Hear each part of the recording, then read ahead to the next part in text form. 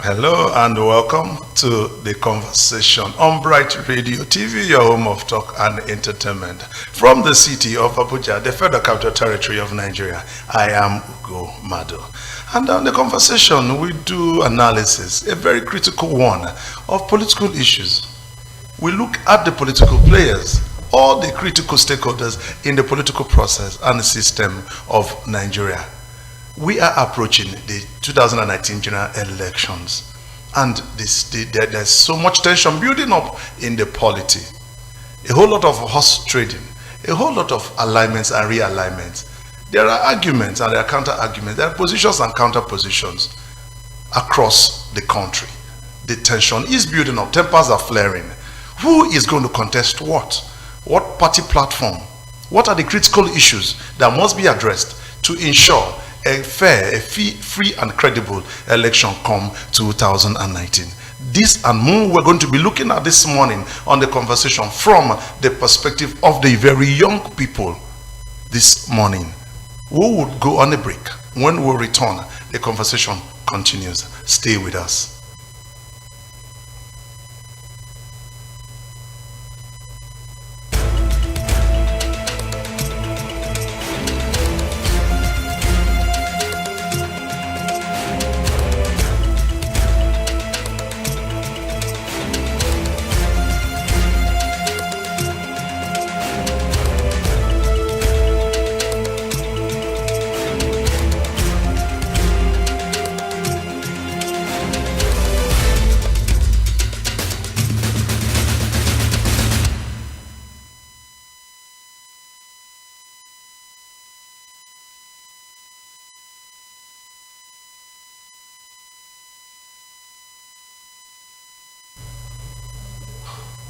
Okay, welcome back to the conversation on Bright Radio TV, your home of talk and entertainment. Today on the conversation, we've been trying to review or analyze the position of the people, the level of preparedness, and the prospect that the 2019 general election holds for us as a people. I have a wonderful guest, a young man, one of the motivators and facilitators of the Not Too Young to Run movement in Nigeria. And he says he's ready to run. He's not too young to lead. I have a chieftain of the Alliance for New Nigeria, Honorable Kunle Lawal. And he's also aspiring to represent the FCT on the platform of the Alliance for New Nigeria, on the platform of the All Progressives Grand Alliance, APGA. Mr. Kunle Lawal, good morning. Sorry, sorry for that. Alliance for New Nigeria. Sorry for that, please. It's a mix-up. Welcome, sir. Good morning. And how are you today? Fine, thank you. Okay. Well, it's less than 6 months to the 2019 general elections, and there is a new dimension to the whole political process and system with the signing of the Not Too Young to Run bill into law by the president, which has seemed to create more opportunities for the young people. Do you agree with that? Yes, it has. We must say the Not Too Young to Run bill has been the first step towards, of course, youthful participation in governance. But of course, that's just the first step. Okay.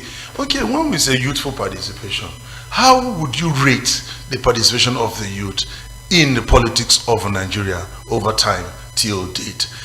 Some people are saying there is youthful participation, but some other people are also saying we need meaningful youth political participation.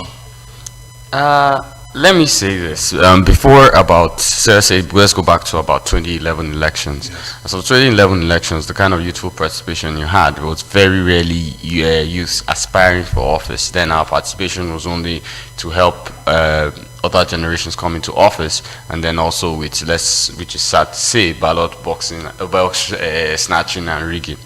But when you come towards the 2015 elections, you had more participation, more youth aspiring, and by the time you've come to heading towards 2019, we're looking at an average of 20% of aspirants are below the age of 40, which is quite impressive. Okay.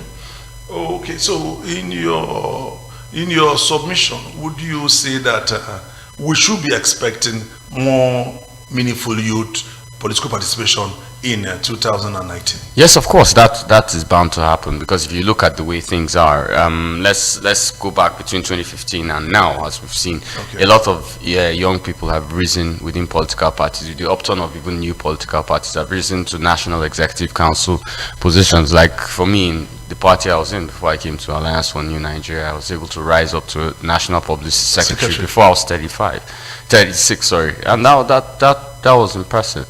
But then you couldn't have that before 2015. Yes. But you now have that now. So of course there's a new direction to the way things are going. Okay. People declared, I know people that declared even before the Not Too Young to Run bill, and all this has come to build quite a particular amount of a mass. Yes. And of course I look forward that of course at least 20 or 30% of elective positions will be taken by people under 40. Under 40. 2019. Okay, sir.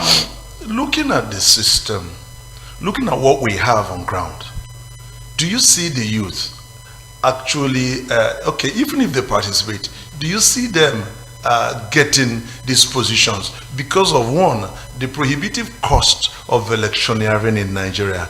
Let us even start with the high cost of nomination forms, and the cost of electioneering is on the high side. So how would the average youth be able to participate meaningfully? Okay, this question has two parts, so I'll take the first part first. To participate in elections anywhere in the world is expensive, not only in Nigeria. But of course, there are ways to go around that. Okay. For me, the prices of forms in Nigeria are outrageously expensive. Okay. You see, signing Not Too Young to Run bill just meant we could say, hey, we're running for this, but it doesn't mean and transliterate exactly into political participation by aspiration. Okay. So it's a little harder when you see forms for Senate about, in some parties, as much as about close to 5 million naira. That is quite hectic. You can't expect somebody under 40 who's still trying to probably build a family, who's still trying to, get his foot on ground. Hasn't got a house to invest 5 million in a party. He probably will, in a party he probably will not win the primaries. It's not logically sensible. But of course, like my own campaign is crowdfunded, and I'll tell you, if you were able to adapt, as in pull people together, pull resources together, pull your friends together, we could do it as a joint mass together, and we're all going to office. No, I'm just the face, like I always say about my campaign, I'm just the face of my campaign. I have a lot of people behind me, and those people are the ones actually running coming into bringing their resources together to push me forward. I am just the face. Okay, it's been quite interesting with Honorable Kunle Lawal, and aspirant to the federal constituency, Federal Capital Territory of Abuja. Okay, we will go on a short break. When we return, we will continue with this discussion and then with our second guest. Stay with us.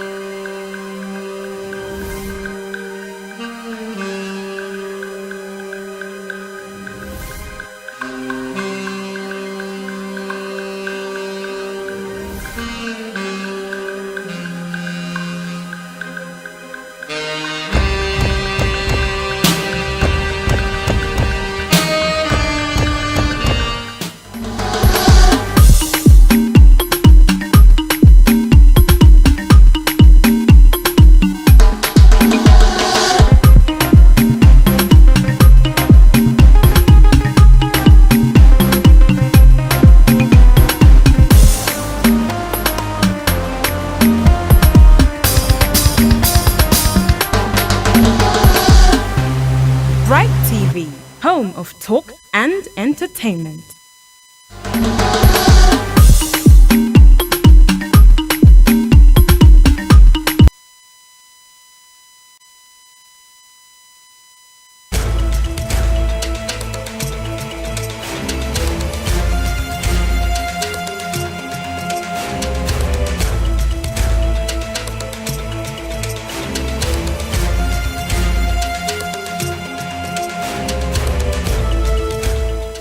Welcome back to the conversation from that short break. Yes, to be part of this conversation, you can call on our line 08128446000. 08128446000. You call and give us your own perspective of the issue at hand today in the studio. Okay, we have our second guest who is now here in the person of Kevin Akoje.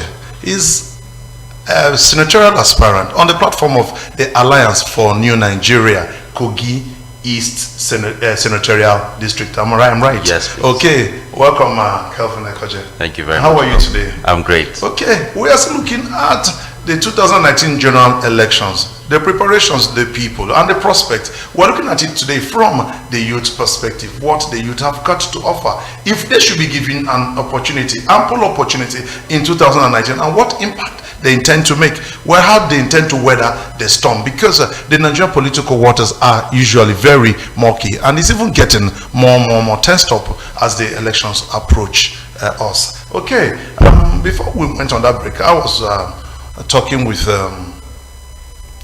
Kunle Lawal, and he was trying to tell us that there is more in terms of opportunities. Now we have more for the young people under 40, and that they intend to make the needed impact. And we're looking at the cost of the nomination forms across the parties. That of the Alliance for New Nigeria, how encouraging is it in terms of the affordability?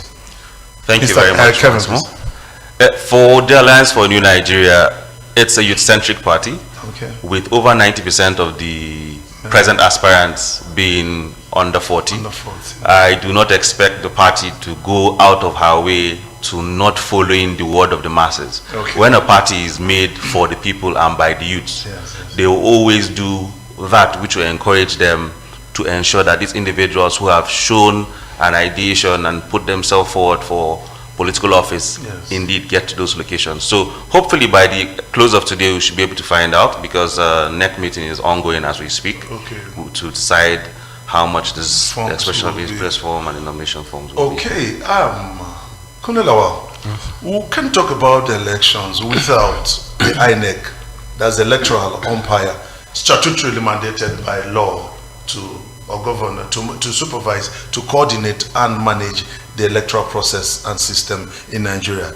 What is your assessment in terms of the level of preparedness of the Independent National Electoral Commission with respect to the 2019 general elections? Well, yesterday I was watching Channels TV, and they had the publicity secretary of INEC on air. Yes. And he mentioned that the dates for this election, that's February 16, had been out since 2016, and they had been preparing and working around the day every day. But that is not to say we cannot negate the fact that the present electoral law, the electoral act the amendment bill is in the hands of the Senate as we speak, and also funding for that particular election, because they presented their funding.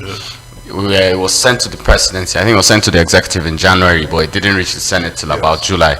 So, and that was shortly before they went on break. So pending, I think everything about February 16 elections will be pending the Senate's resumption back to sitting in the House. Okay. From INEC, Kevin, what is your take on the level of preparedness of the security agencies? Because INEC cannot do this on their own. They cannot do this all by themselves alone. For there to be success, they need the synergy and the cooperation of the relevant security agencies. What would you say about them?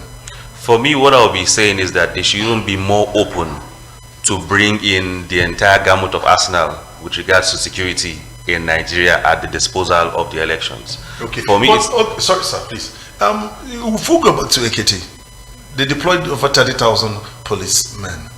and still we had issues of vote buying, ballot box snatching, and all of that. And then you begin to wonder, why do we have this number of security men and still we have these incidences? Well, let me say this. I think the Ekiti state election was more a tug of war between two bragging brothers, well, two big twins. But of course, then they could deploy massive federal strength into one place. And let's also not forget the fact that also a lot of thugs, political thugs too, came in from other states into Ekiti, of course, making the whole situation a little bit more complicated. But now when you have a federal elections, I'm sure every thug will stay in their state. Let's put it that way. So you have a more even distribution of thuggery and a more even distribution of security, which we hope will pan out normally. Okay, what's your take on this, Kevin? A more reason why I said there should be a total integration of all these security outfits. We all know that the personnel that we have in the Nigerian police will not be enough to police the entire election. And so if they are relying only on the Nigerian police, then there's definitely going to be a deficit in some sectors. So we should be looking at a complete synergy between the Nigerian police, the state security services, and indeed the armed forces. They all have different roles to play, and the whole idea is to ensure that the security of the election is 100%. And the integrity of that same election is such that we can be proud of, we as aspirants, also as the institution INEC, and also the institution of the political parties, and then most importantly, the people of Nigeria in particular. Okay. Hulelo, if you look at the ruling party, the APC, and then the major opposition party is the PDP, there were insinuations in some quarters before now that there was going to be a major alliance or coalition of forces among the newly registered political parties to elect a consensus presidential candidate. And sometime last week, it turned out that ANN had their own presidential candidate. Am I right?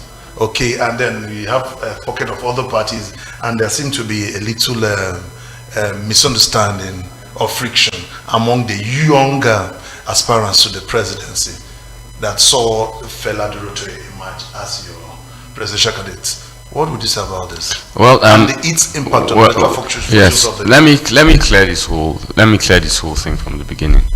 Yeah, there was an alliance, but the only alliance that happened on a party level was the COP alliance, in which ANN was invited to the table. Yes. My former political party was on that table, which that alliance made me shift my party. Okay. Now that puts young aspirants in direct crossfire with the people they are even running against, because it was PDP making an alliance with smaller parties, and we all know how that is going to play out.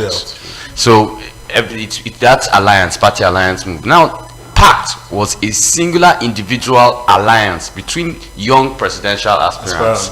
So about 13 of them, 13 to 17. A few dropped out, and Fela Durotue happened to win the election within, I think, 8 or 6 of them. I'm not very sure about the number. And of course, everybody's ego came into play and whatever. I know they will eventually come back to the end. We love the fact this happened because, of course, whether you like it or not, Fela Durotue is one of the 4 aspirants in ANN, and of course, it gave us more traction on air.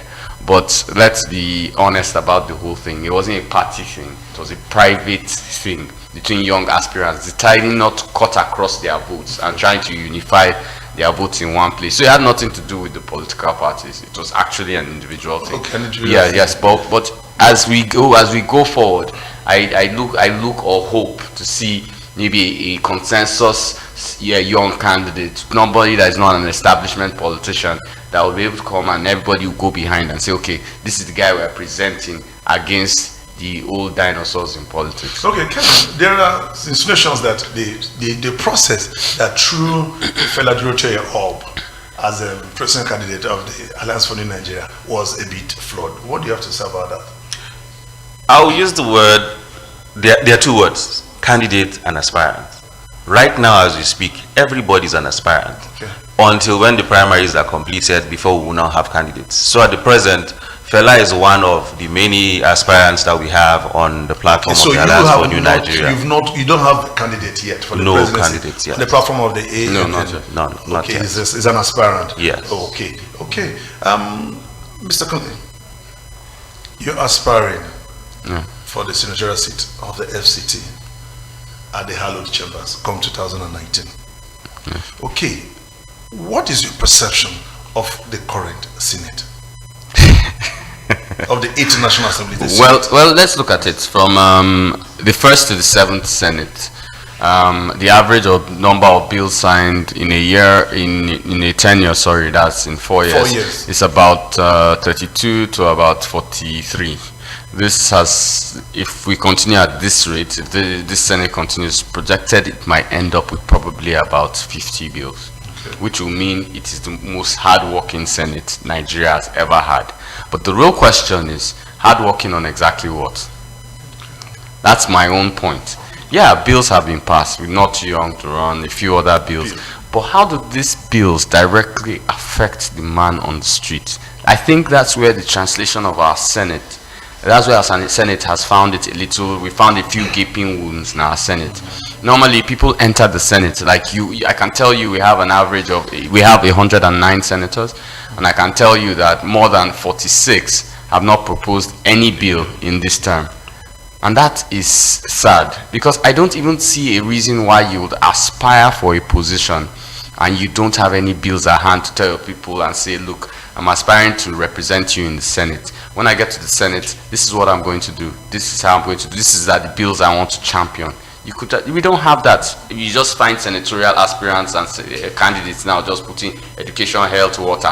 What is that? Okay. You understand? We're past that. We're in 21st century. Okay, having said that, if by the grace of God you find yourself in the hallowed chambers 2019 to represent the FCT, what and what are you going to do to ensure that your representation there is effective, is efficient, and is service driven? Well, of course, you cannot aspire for Senate without dealing with the people directly. So one of the first things that, of course, my ambition is concentrating on is direct interfacing with people, and then direct interface with the House of Rep, whoever the House of Rep, the AMEC Council Chairman, and lower ward chairman, and whoever council municipal chairman directly. We want to understand what the people want. One of the greatest things affecting Abuja people as we stand right now, once you live in Abuja, is rent. And one of the first things my time in office would be, within the first 10 days, would be to present a bill that, of course, could help manage standardized rent in Abuja. Now, I've been working on this bill for a while, and of course, we're also looking at, if you look at primary healthcare centers in Abuja, they're also very bad. The NHI scheme does not cover people that do not work for government. And so one of my things is provide that health insurance scheme across board. Now, schooling in Abuja has been very, very, very below standard. You know, we have high-priced private schools that don't actually offer the same in quality in relation to price. We're also looking at how we're going to. So those are the three major bills I want to stand with. I don't want to mention enough now. It's still too early in the election. So we just take those three. No, I don't. Because they are basic. Yeah, they are basic. Yeah, for me, I've not seen legislation that has actually been people-centric. We've been dealing with legislation that has been elite-centric. Yes. Okay, thank you, Mr. Konelawa. Okay, I'll come over to you, Mr. Kevin Akoje. You are aspiring for the senatorial seat, the Kogi East, on the platform of the Alliance for New Nigeria. Per adventure, you find yourself in the hallowed chambers come 2019. What do you have for your people that should engage them properly? In that light, through our conversations with the persons and the people of our constituency, we drew up a basic pledge with regards to what we hope to deliver alongside the executive branch to ensure that our people are uplifted, and we summed it into SEEDS, S-E-E-D-S, with S means social infrastructure and security, education, empowerment, discourse, and lastly, sustainability. All of these particular thematic areas are what we hope to, in conjunction with the people, deliver to ensure that the people of Kogi State are uplifted. Just a couple of days back, a couple of lives were lost in Ugulao as a result of the gully erosion. And then my people in my village in Ibaji are also experiencing the challenges of the flood. These are things that are recurring decimals over the years. Why can't we put effective legislation to ensure that those things are mitigated? The floods, if you have a damming system in place and they don't even have electricity, sustainable electricity. We particularly harness the power of the water and then use it also to generate electricity, while at the same time channeling those particular waters through drainage patterns and through a damming system to ensure that the community still exists. For the gully erosion, every single time during the rainy season, we have these challenges. Why can't we work together and ensure that development control and even the individuals and then the architectural departments and everyone work in tandem to ensure that whichever location or where individuals are going to build or situate their houses is such that it's not going to be harmful to themselves first and then to the society and to the nation at large, because we will always be together in mourning with them because we would like to empathize with them. But why can't we all stay in the path of hope and joy when we know everything is working in good order? So those are the things that we hope to work with alongside the executive branch to ensure that we deliver to the people of the 9 local governments of Kogi. Okay, it's been quite interesting with 2 senatorial aspirants on the platform of the ANN, 2 very young gentlemen who have been in the battle or forefront to ensure that the youth have their rightful place in the politics and governance of Nigeria. We'll go on a short break. The conversation returns to you in a bit.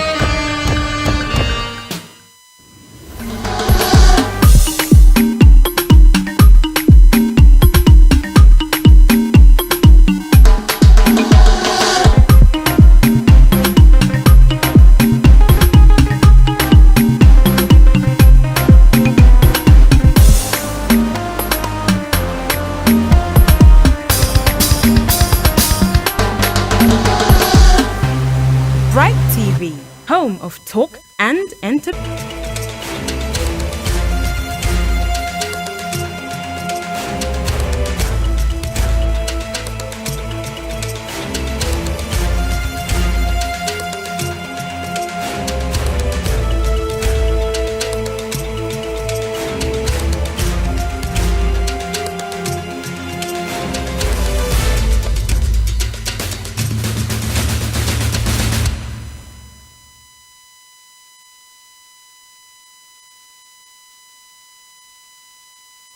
You are still watching the conversation on Bright Radio TV, your home of talk and entertainment from the city of Abuja.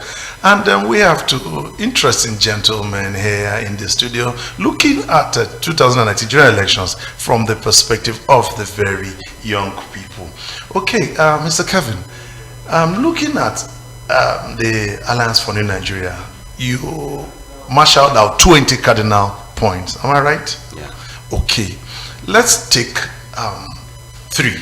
Why do we take these three? These are the three that have remained on the front burner, and that is the criteria by which we seem to assess or appraise the incumbent government. And these seem to be the issues that are affecting Nigeria as at today. The issues of corruption, economy, and security. Your party, what if given the opportunity to be at the helm of affairs, that's at the presidency come 2019, what does your party intend to do differently from what obtains now in terms of security? We pride ourselves as technicians, and by technicians it means a technocrat that is coming into politics. Okay. So beautifully crafted, we've all learned all that needs to be done with regards to ensuring that the security of life and property of the people of Nigeria is ensured both within and without. And so those is that entire ideations and informations that we're coming to put to bear. So we will be telling you directly that whoever is going to be made the chief of army staff, the IG of police, the chief of naval staff, the chief of air staff, and all the other security organizations will be persons that will have been tested and trusted, persons that we have and will be able to work with through the years to ensure that they fulfill and perform their roles and duties effectively. Okay, would you, in your considered opinion, say of a truth that the incumbent government, they've done enough in terms of tackling insecurity in the country? Personally, I will not give them 100%.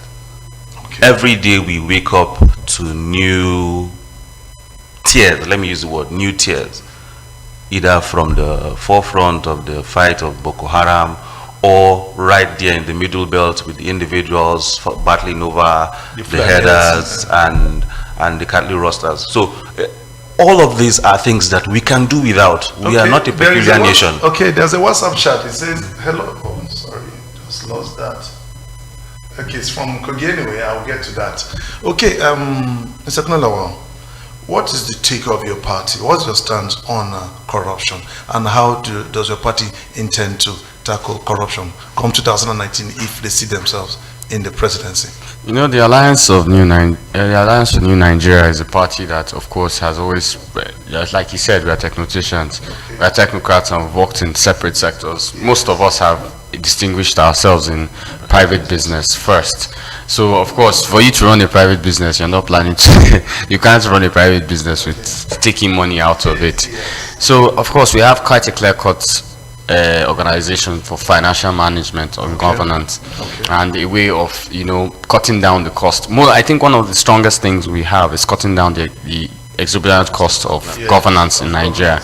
And if you look at it, in order to do that, we must also be able to break down the number of ministries, departments, and agencies which Nigeria have, because we have correlating functions. Right now, we have over 532, which is massive for a country. I think the US has about 19. So we're totally cross-referencing functions. So of course we look at cutting that down, which will help. That does not necessarily translate into cutting the workforce down. It just means reorganizing. Like let me give you an example. EFCC and ICPC could be put together. The VIO, FRSC could be put under a traffic department, under the police. You see, those are more intelligent, so that everybody is functioning under one unit. You don't have so many uniforms to remember. Like for me now, I can barely remember whose uniform is what because we seem to have so many. And whether they are supposed to be where they are. They are supposed to be where they are. That's the thing. You don't know where civil defense is supposed to be. So of course, looking at that, we have to also do that. Then most of all, we must be transparent with our resources. Very, very transparent with our resources. Our party looks at that the most, and we hold ourselves accountable to the people that elected us. Let's remember that let me not lie, about 99% of ANN aspirants are non-establishment politicians, which means we are funded by the people that we are going to go and represent. So I don't think it will be possible for us to try anything that the present, situation we've always had in Nigeria try. Okay, Mr. Kevin, what do you have to say about the management of the economy? We've talked about security, talked about corruption, and then the economy. How do we get this economy working, back on its footing, at least to promote social welfare and the well-being of Nigerians? For me, daily we have indices being run by persons and individuals loyal to the present government, talking about the state of the nation. But daily we look at the fabric of the nation, which are the people. Yes. And there are no funds in hand. Okay. And this is always blamed on corruption. Corruption has been stopped, and so they are no longer seeing money.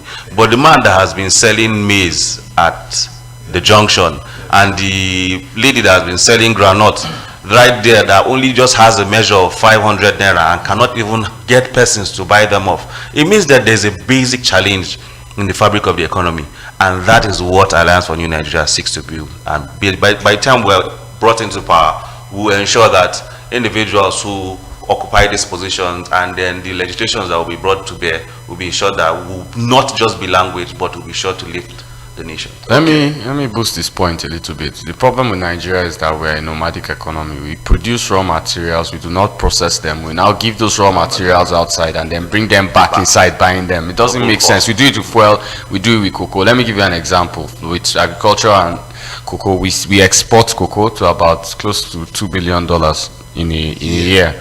But do you know that we import, that's Kellogg's, derivatives, beverages, to about $10 billion. That's a deficit of about $8 billion. So if imagine if we're processing it there, these are all profits that are supposed to come to us, but now we're exchanging them. And the value chain. Yeah, so this okay, we have a WhatsApp message from Mark in Lokoja. He said, hello, good morning. I am Mark from Kogi State.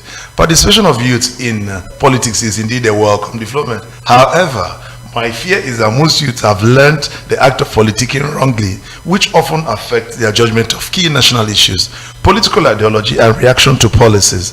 My question for the guest is, what are they going to do differently if elected that Nigerians haven't seen before, because accountability of political office holders remains a major issue?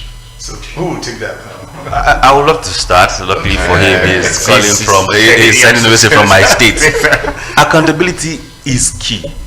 And accountability will never be compromised, regardless of when individuals occupy position. We are going to be in the legislative house. You cannot even run away from discharging their duties. Personally, I don't see myself occupying a seat in the hallowed chambers and I'll be quiet all through my tenure, and then I'll even also have the audacity to want to come back. Or that I'll go and occupy a seat representing a set of persons, and then I will not even pick up 200 or 300 ideations from the people and ensure that we deliver that mandate. That will not be possible.